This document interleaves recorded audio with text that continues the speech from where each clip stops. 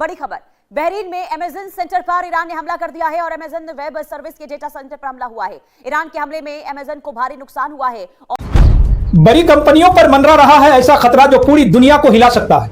Iran अब game बदल चुका है, कंपनियां भी बन सकती है अगला निशान। अब टारगेट पर सिर्फ देश नहीं, अरबों की कंपनियां भी आ चुकी है। जरा सोचो, अगर बड़ी बड़ी कंपनियां ही खतरे में आ जाए तो आम आदमी का क्या हो। दोस्तों, आज जो खबर निकलकर सामने आ रही है वो साधारण नहीं है, बल्कि मामला सीधा जुड़ा है दुनिया की सबसे बड़ी टेक कंपनियों से। खबर यह है कि अब निशाने पर आ सकती है गूगल और माइक्रोसॉफ्ट जैसी बड़ी कंपनी। अब आप सोच रहे होंगे कि कंपनियों को क्यों टारगेट किया जाएगा। दोस्तों, आज की दुनिया में असली ताकत सिर्फ सेना नहीं है। पहले युद्ध होता था तो क्या होता था, सीमा पर लड़ाई, टैंक, मिसाइल। लेकिन अब जमाना बदल गया है। अब जो ताकत है वो है डेटा की, टेक्नोलॉजी की और इन बड़ी कंपनियों की। आप खुद सोचो, आपका मोबाइल किस पर चलता है, आपका काम किस पर चलता है, आप इंटरनेट किससे चलाते हो। सब कुछ कहीं ना कहीं गूगल और माइक्रोसॉफ्ट से जुड़ा हुआ है। अगर कल को ये कंपनियां किसी भी वजह से बंद पड़ जाए या इनका सिस्टम डाउन हो जाए तो सबसे पहले क्या होगा, आपका काम रुक जाएगा, ऑफिस का सिस्टम बंद हो जाएगा, ऑनलाइन सर्विस ठप हो जाएगी। और यही वजह है कि अब बड़ी कंपनियां सीधे निशाने पर आ सकती है, क्योंकि अगर किसी देश को कमजोर करना है तो सीधे हमला करने से आसान है उसके सिस्टम को गिरा देना। अब दोस्तों, बात आती है असली डर की। अगर इन कंपनियों पर हमला होता है तो असर सिर्फ एक देश तक सीमित नहीं रहेगा, बल्कि पूरी दुनिया में असर पड़ेगा, क्योंकि ये कंपनियां सिर्फ एक देश की नहीं है, पूरी दुनिया इन पर निर्भर है।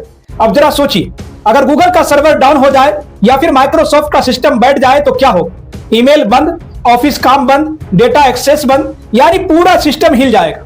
और दोस्तों, यही वजह है कि अब डर बढ़ता जा रहा है, क्योंकि अब युद्ध का तरीका बदल गया है।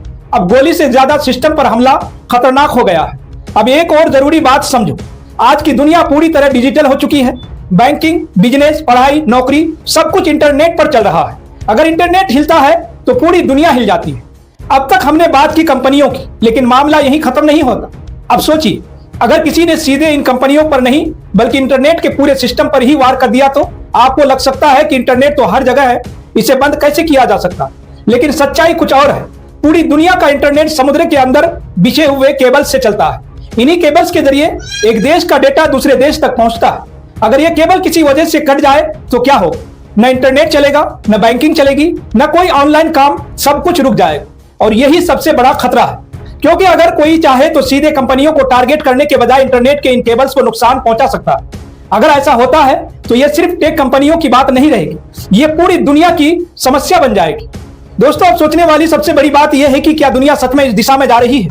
क्या अब युद्ध का नया तरीका यही होगा, जहां देश नहीं सिस्टम टारगेट होंगे। दोस्तों, आज की यह खबर हमें यही बताती है कि खतरा बदल चुका है। अब डर सिर्फ बॉर्डर तक सीमित नहीं है, अब डर हमारे मोबाइल, इंटरनेट और रोजमर्रा की जिंदगी तक पहुंच चुका है। तो आप क्या सोचते हो, क्या सच में गूगल और माइक्रोसॉफ्ट जैसी कंपनियां निशाने पर आ सकती है, और क्या आने वाले समय में इंटरनेट को भी टारगेट किया जा सकता है। दोस्तों, आपकी जो भी राय हो, आप अपनी राय हमारे कमेंट सेक्शन में जरूर लिखिएगा।